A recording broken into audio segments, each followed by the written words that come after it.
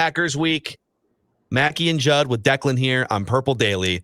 And we were going to do our football nerd segment of the week last week. We have saved it for today because we just had too much show yesterday.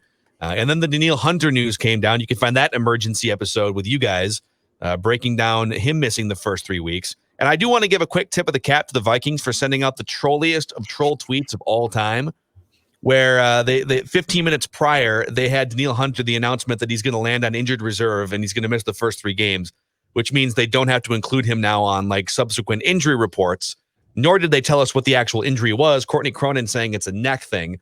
But 15 minutes later, they send out the tweet, the screenshot of their injury report, which is blank because there's been no preseason games, like no one's getting hurt. Nobody on this week's injury report. End of tweet, which is a great technicality because one of their most important that's players. what football teams like to do. Find technicalities and exploit them. So, gentlemen, if you're down for it, I've got some different categories and things to throw at you. Vikings and NFL predictions. You ready? All right. I should fire up some appropriate music here so that I'm flying the plane this week because Declan is quarantining after a trip to the East Coast. But let's fire this up. And let's start with the 7 playoff teams from each conference. We'll start with Judd on this one. So yesterday we went through our records for the Vikings before the Daniil Hunter injury news came down. So This is sort of a parlay of predictions in that you can rehash your Vikings prediction and redo it, and then tell us the 7 teams that are going to make the playoffs from the NFC and the AFC. Okay, so I will start in the AFC, and I will give you division champs and then wild cards. And keep in mind now there's 3 wild cards, and we're up to 7 per conference starting this year, okay? Mm-hmm. My division champions in the East of the AFC, I have the Buffalo Bills. Patriots I don't see how they're going to be that good. I just don't. Now, perhaps they'll surprise us. They always do. I might be discounting them too much, but I can't give them the division title. And the rest of the division sort of just stinks. So I'm going to give it to Buffalo and Stephon Diggs. In the North, I have Pittsburgh winning it over Baltimore. I think Pittsburgh's going to have a really good year. In the AFC South, I can't stand Bill O'Brien, but I love Deshaun Watson. So I'm going to go back-to-back with Houston. I was tempted to change it, but you know what? Deshaun Watson's just so damn good. And in the West, in the AFC, I think you have no choice but to give it to Kansas City, right? Okay. I mean, that's probably the best team in that conference, or at least it looks that way.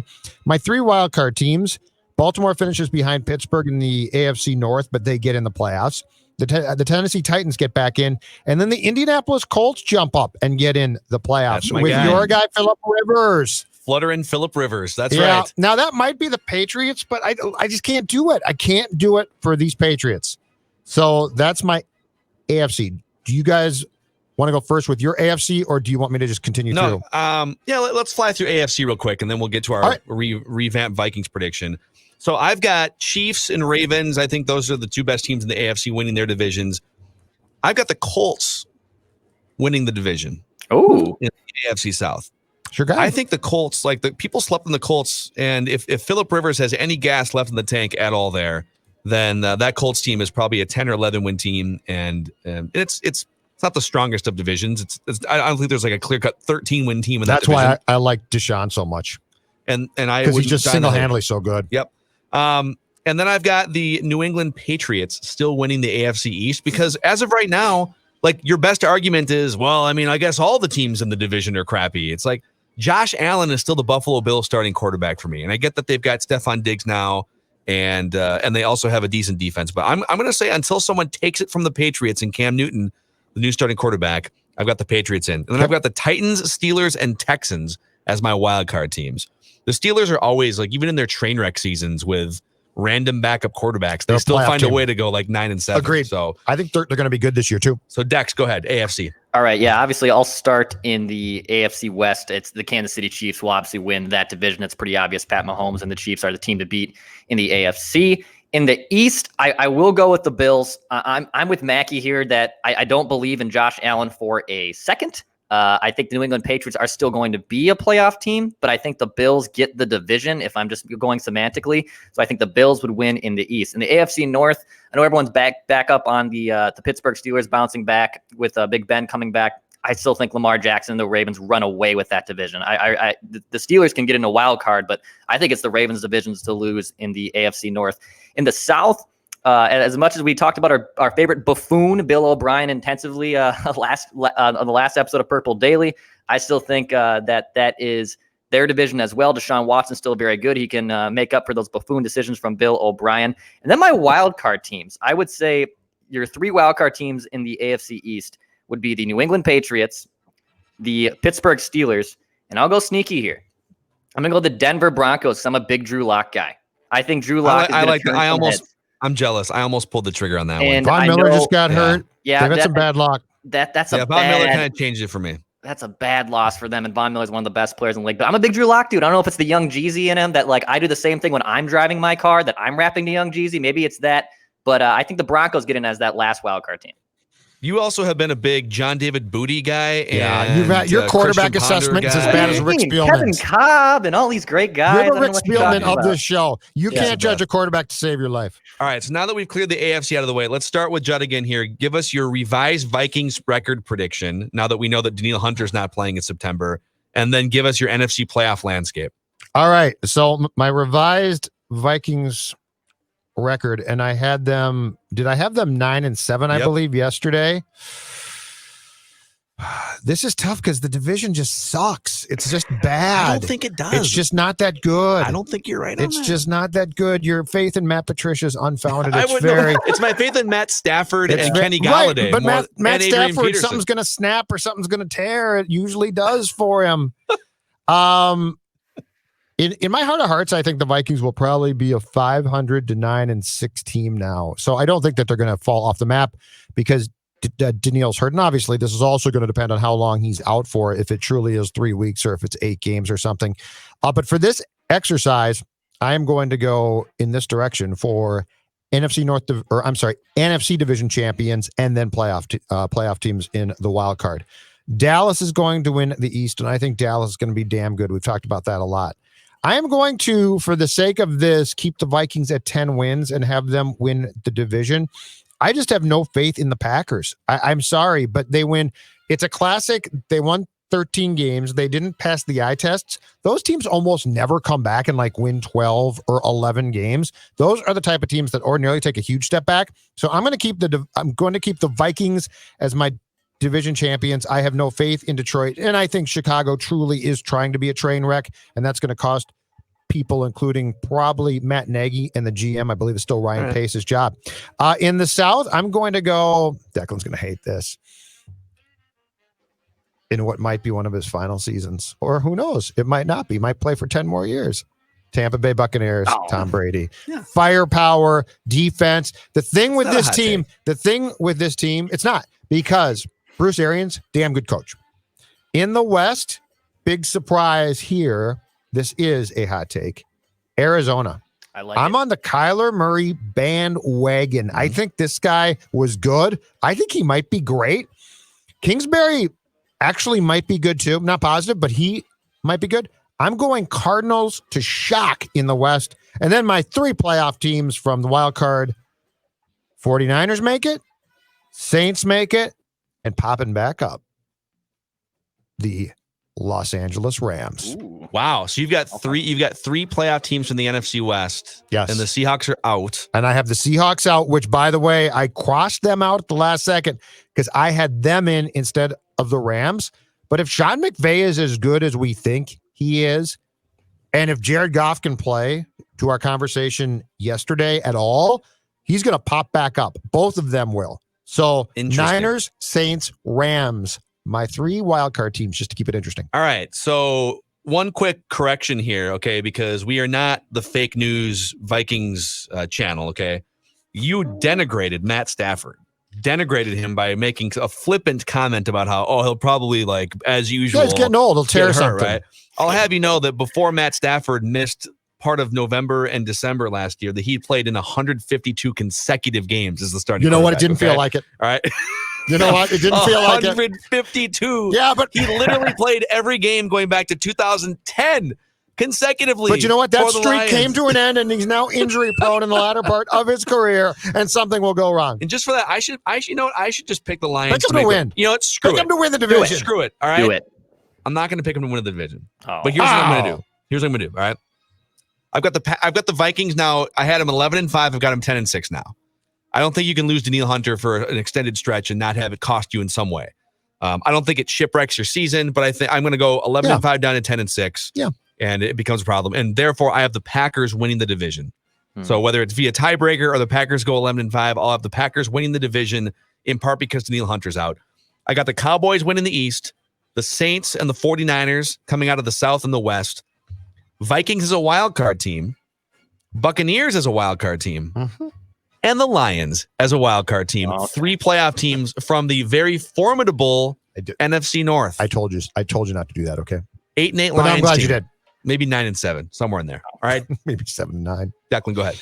All right. Yeah. I think with Daniil Hunter's absence, I'm going to bump them down to 9-7. However, I still think 9-7 wins this division because everyone's going to be beating up on each other. Like I can totally see a team just go a couple teams with tiebreakers. And if someone wins 10 games, I would be pretty surprised. So I'm going to say the Vikings still win the division at 9-7. They'll be one of those ugly teams that win a division and the wild card team that's better with a better record. But I still have the Vikings winning the NFC North at 9-7. In the East, it's going to be just the Cowboys. I know everyone's still high on the Eagles, maybe bouncing back and Carson Wentz being healthy. I'm just not a big Carson Wentz guy. In fact, my dude Jalen Hurts. I can't wait for the next Carson Wentz injury, so my guy Jalen Hurts can take things over there.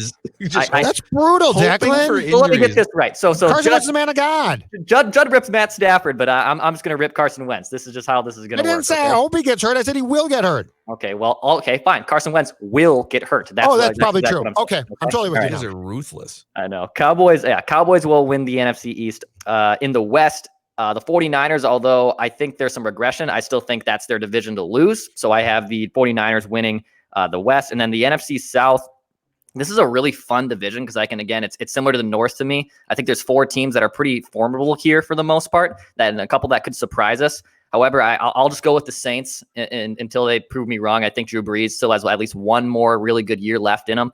So I'll say the Saints win the South. And then your wild card teams, I would say, are the Green Bay Packers will be the first wild card team out there. And then I'll have the Cardinals. I'm with Judd too. I think Kyler Murray is going to be a lot of fun.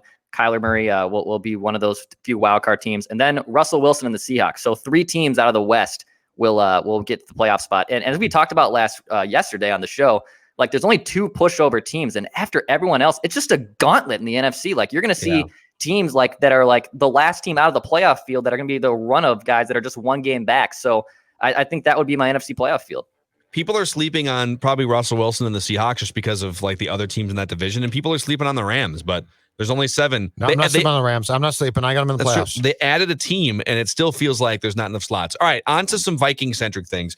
Who is the non-established Vikings player? And by that, I mean, like, no, we're not counting Kirk Cousins, Adam Thielen, like a non-already established star player for the Vikings that arrives in 2020, that breaks out in 2020 in some form.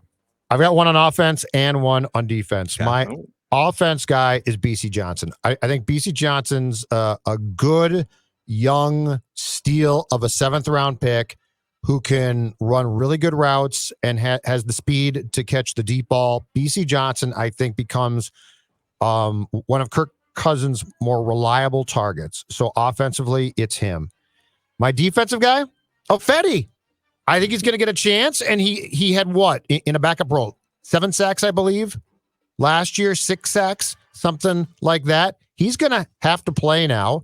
If he plays more consistently on the left end, and then he's probably going to move inside on passing downs, he could play, depending on how long Daniil Hunter's out, a ton.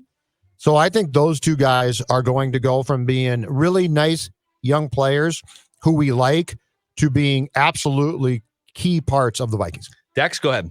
Yeah, I would actually go with my guy Irv Smith here, and Irv Smith is going to be, I think, someone who emerges over the tight end one. Kyle Rudolph can still be that red zone guy. You know, I know everyone always says he's the big security blanket down there, but his speed, and he's up there in age, I just don't see him being a guy that can grab 50 balls anymore. He can still be a productive red zone target, but I think Irv Smith's going to be the one who really gets the majority of those. And with his 2 tight end sets with Kubiak, you know they're going to be featuring them a lot. And I think Irv Smith, just the talent is there, and he's ready to burst out. And I think he'll emerge as your tight end 1 on the offensive side. On the defensive side, last year, this guy really impressed me. And I think even this year, we're going to start to see him get more reps and take more of an opportunity. And that's Eric Wilson. I think Eric Wilson's a very, very good linebacker. And eventually, if you're going to have to move on from Anthony Barr with your salary cap causing you all sorts of pain down the road, I think Eric Wilson's going to be the guy who just steps in and replaces Anthony Barr like that. So I want to see what he can do over the course of the season. And those would be my two guys that I would say are flying under the radar that could pop up in 2020. So you've nailed it. Irv Smith was my offensive guy. I'm going to give you a different one for defense, though. Breakout player in 2020. And it's funny because he's overshadowed at his own position group by the rookies that we talk about. Holton Hill emerges as an established, very good NFL cornerback if he can stay healthy and if he can stay off of the suspension list, which has been a problem for him so far in his career. So, stay on the field for 16 games or close to it. And I think the Vikings' faith and Mike Zimmer's faith in him and keeping him on the roster through some trouble is going to pay off in 2020. So Holton Hill is my guy. I like it. All right, next category for you guys. What is if everything goes right for the Minnesota Vikings in 2020? Whatever that means to you. What happens? They win if everything goes perfect and Cousins has a great year. And let's say he improves. They win 11 games. And if everything goes, and then what happens? They win a playoff game as well and probably go out in the second round. Okay. But they win. But I mean, I have a really hard time if I go through the schedule, especially now, getting them even close to that amount of wins. So if everything goes right, though, and it becomes this sort of magical 2017 repeat, 11-5 and at least one playoff win. Dex? I would say if everything goes right, that means Danielle Hunter did not miss more than 3 games. So he's back in the fold by week 4. You get right back on track and your offense is still clicking with Kubiak's system. Your young cornerbacks still take a step up and aren't a complete disaster. And I think if everything goes right, you still win those 11, 12 games that I predicted last week and you go to the NFC Championship game. I think those would be at everything goes right. I'm not going to put them in the Super Bowl. I can't do that. But I think waxed in the championship game. Everything goes right and they snap this 7 consecutive NFC Championship game losses, I believe, for the Minnesota Vikings. I've seen them go like 4 times in the last 18 years that I can remember. And I think the best case scenario is that Danielle Hunter doesn't miss significant time and you go to the NFC Championship game. Yeah, I'm with Dex here. I think the best case, if everything goes right, and part of everything going right also includes some other teams in the NFC maybe have some problems, or like, you play New Orleans on a short week and Drew Brees isn't 100% or something. Like there's some schedule things that probably go into this too, but I think it's a 12-win team if everything goes right. I think Kirk Cousins wins his first Monday Night Football game against the Bears if everything goes right, and just shows that he can perform at a high level in some big games more often than he has historically in his career. And I think you get to the NFC Championship game. But I just have a hard time. Next year, I think the Vikings are going to have like some younger guys are going to be further along. Justin Jefferson will be more established, young cornerbacks, offensive line more straightened out by next year. I think this year is a step into 2021. And so if you can make it a good step, then maybe you can win a Super Bowl in 2021, but I'm not ready to say that for this year. What about the other thing? If everything goes wrong for the Vikings, what does that look like for you record-wise and otherwise, Judd? If everything goes wrong, Hunter doesn't come back probably for the entire season because it's a bad neck problem. Kirk Cousins drops off a bit in play. Dalvin Cook gets banged up, partially because he's banged up and partially because if he does, he ain't playing through that with no contract. If Dalvin Cook turns an ankle on Sunday against the Packers, he's going to sit for 3 weeks, and he should, or a month or longer. And if all of that comes together in a 2010 type, it's just all falling apart. The Vikings win 5 games. Wow. But here's the thing. Nobody gets fired. So it's absolutely fine. I think Phil's point, and I did a column on this for scorenorth.com a couple days ago before we found out that Hunter was hurt. I think the Vikings set up for this possibly to be an okay year. But if it all falls off the table, you can really point to 2021 as guys have experience now. The quarterback is back. Hunter is back. So unless you won like 2 games, I don't think during the course of this year, there's any talk of Zim didn't do this, he's fired. I just don't. Yeah, it's going to be tough. It's going to be a weird year. Yeah, I think I'll lay out my worst case scenario here just since I took the baton. I actually don't see a 5-11. Knock on wood. Like I think this team, I guess if you said, well, everybody gets hurt. Yeah, but guys quit. Yeah, guys stop playing and guys get hurt. Yeah, that gets weird. So realistically, like as long as you don't have 10 key guys get hurt, which obviously could lead to like a 4-win season or something, if it's a reasonable amount of injuries, and maybe the worst case scenario includes that Danielle Hunter doesn't come back, I still think this is like a 6 or a 7 win team. I just That's fair. If you lose Kirk Cousins and Danielle Hunter for a stretch, and now it's Sean Mannion, and you don't have another pass rusher that you trust for 900 snaps. All right, now we can maybe talk about 5 wins, but I just don't think the floor is that bad for this team. I think the window is sort of between like 7 and 11 wins. If Harrison Smith gets hurt, it's really dicey because that entire secondary then becomes a house of cards. Yeah, they do have some positions, and they're finding out at defensive end. But you're asking like total worst case. Yep. But again, like injuries are a part of worst case. But I think worst case scenario, no one gets fired still. Yeah, I don't think people get fired. It's like 6-10 or 7-9, and then you can bounce back for next year. Declan, what about you? Yeah, I'm more on the Judd side of things here. If Danielle Hunter is indeed out for an extended period of time, he misses 8 to 10 games, and then your cornerbacks get exposed. So then your defense basically is performing at a league average at best, but mostly on a below average scale. Your defense and your bread and butter, you're no longer being able to stopping the opponents from getting points. That's going to be an issue. I also am curious if Adam Thielen can stay healthy for 16 games, because if you remove him from the equation, I think the Vikings passing game is very, very suspect. I mean, like if Dalvin Cook gets slowed down a little bit, I think that's going to be all right. But if you lose Adam Thielen, then you have to figure out how those targets go across the board. I think the Vikings offense is in serious trouble. So I would say worst case scenario is Danielle Hunter is out for a while. Adam Thielen's age starts to show, or he's just not able to stay healthy. And yeah, you maybe only win 5 games. I could see that being the worst case scenario, but I would be shocked even if all those bad things play out, that this is like a 2 or 3 win team. That would be disastrous. That's even beyond worst case scenario in my opinion. But you know what? If let's say Kirk Cousins gets hurt in the first week and Danielle Hunter's out and the wheels come off, I think I know where you're going. I wouldn't fight your inner urge to go 2-14 if it meant who you're going to draft. Jacksonville will come after you. That game, if you play the Jaguars here in the Trevor Lawrence Bowl, it would be amazing to see who wouldn't play in that game. You treat it like the Golden State Warriors, where it's like, we just had some injuries and we're gonna tank and get a top. The pick. head coach ain't capable. And I love the idea. Well, then maybe he has to go on a medical hiatus for a few weeks just so he doesn't have to be responsible. Football. So what you're saying is Kirk gets the COVID, and then they're like, Zim might have it too. Go quarantine. Yeah.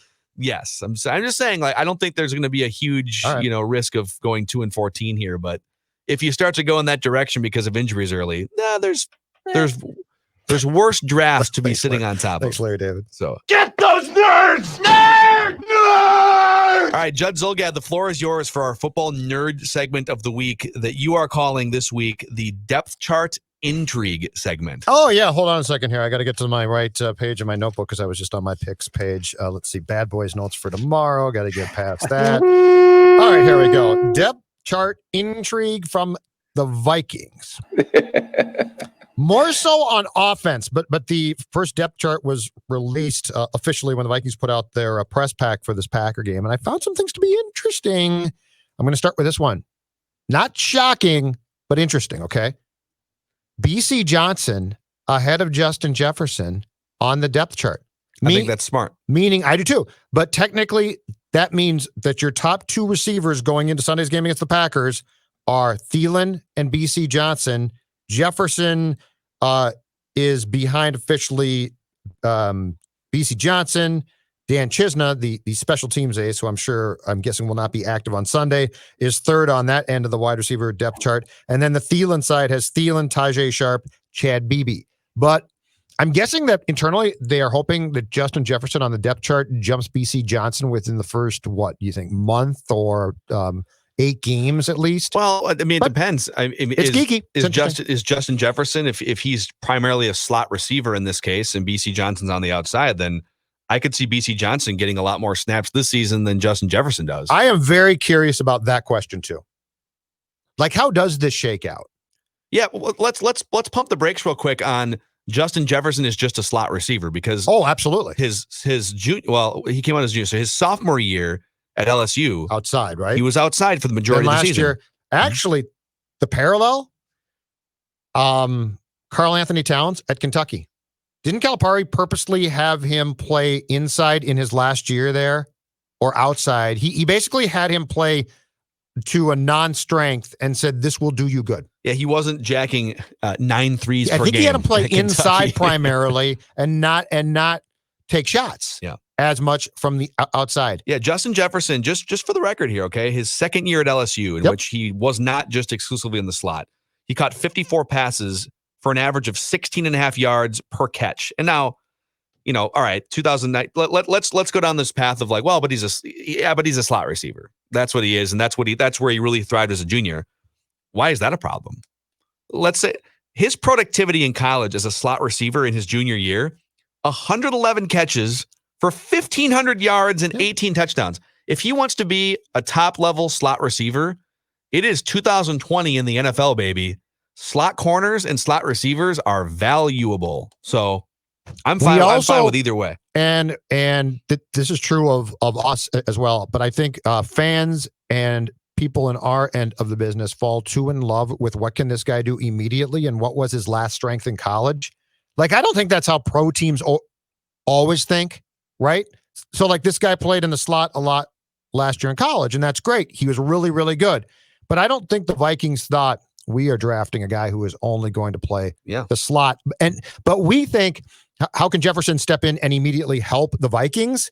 Where I think the Vikings think that sort of as well, but they also think long-term, this guy probably has ability to do a lot of things. They'll ease him in. Also, the fact that they did keep Tajay Sharp on the roster means they're probably going to use him. Like, I don't think you keep him if you're not going to use him for like 10 snaps or something a game. I'd agree, yeah. So it's possible that we might not see a lot of Justin Jefferson until like halfway through the season just because of the lack of offseason workouts and whatnot. Get those nerds! Nerds! All right, what else do you got? Second one, offensively, it's interesting because at the start of camp, we weren't sure where this guy was playing, and he was drafted in the second round to be the left tackle eventually. But officially, Ezra Cleveland will start the season listed as the backup to Dakota Dozier at left guard. I'm curious what this means because we speculated that Reef might kick inside at one point, and he might play left guard, right? And that Cleveland might start at left tackle, and clearly that was never truly in the cards. And then we thought, okay, well, if Cleveland can kick inside and play left guard for his first season and then go outside next year, this is not something to panic about, but I am curious what the long-term plan and thought process with Cleveland is, because I would have predicted that if he was going to be a backup at a position, if during the draft, when they took him, you would ask me, I would have said, my guess is he'll be the backup left tackle if that's his spot. Yeah. So I guess I'm just a little bit curious where Cleveland ultimately, when he does begin to play, which, could be 2020, could be 2021. But when he begins to play on a regular basis, I'm curious where he plays. Yeah, I think going back to sort of best, worst case scenarios, the best case scenario long-term is that you've got Brian O'Neill as your starting right tackle and Ezra Cleveland as your starting left tackle for the next 7 years. Like if you've nailed those two picks and those are your pillars on the outside. So I think they're probably trying to battle. Well, Riley Reef, all right, now that we figured out the contract thing, he's our left tackle. And so we just need to kind of figure out where Ezra Cleveland best fits for this season. I would be curious to see, like, have they moved off of him long term as a left tackle? That's my question. Exactly right. Get those nerds! Nerds! I've got two more for you. Tight end. How long is the charade going to continue on the depth chart? Kyle Rudolph, God bless you. You've been here a long time, and you know what? To Dex's point from before, you're effective in the red zone. But the initial depth chart, gentlemen, has Kyle Rudolph ahead of Irv Smith Jr. Yeah. And that's just not the world in which Judd Zolgad lives. But it's not the world in which you need to live if you're the Vikings. Like, you don't need to throw that shade at Irv Smith, at Kyle Rudolph.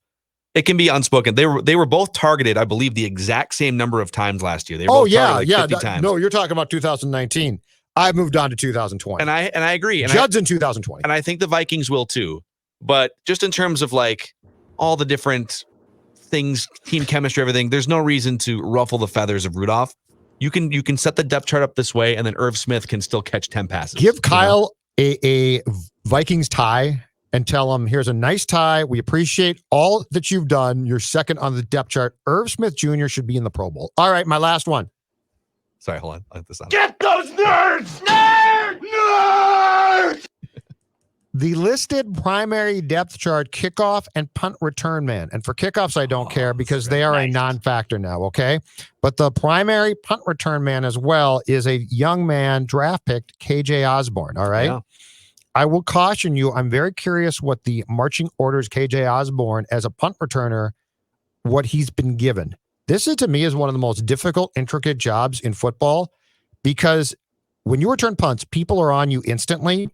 And I'm curious, have they given him the Bobby Wade plan, which is fair catch it, don't move, shut up, Bobby just Wade. say this, fair catch, Bobby fair Wade catch, plan. fair, raise Like, that, the ball is being snapped to the punter. And Fair Bobby catch. Wade just fair catching. fair back catching there. it, or the Marcus Sherrill's plan, which was we trust you to not only catch the ball but then return it. But KJ Osborne, okay, so just for the record, KJ Osborne has returned, let's see here, 50 punts in college the last 3 years. Yeah.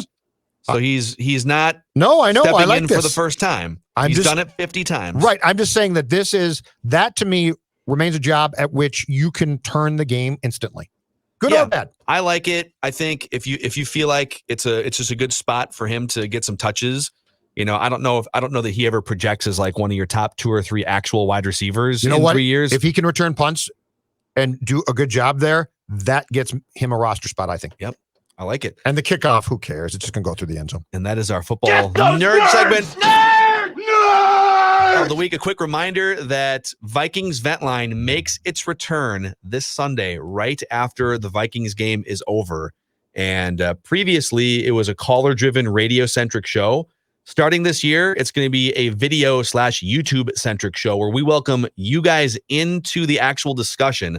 And you can get in, well, 2 things. Number one, you can watch it live right after the game is over on Score North, Twitter, and Facebook. That's SKOR North, Twitter, and Facebook. And also youtube.com/Purple Daily Podcast. It'll be live on all those platforms. If you want to actually join the video with us and give us your Vikings takes, just send an email. And if you want to send one now, just to get on our radar, send an email to vikingsventline@gmail.com.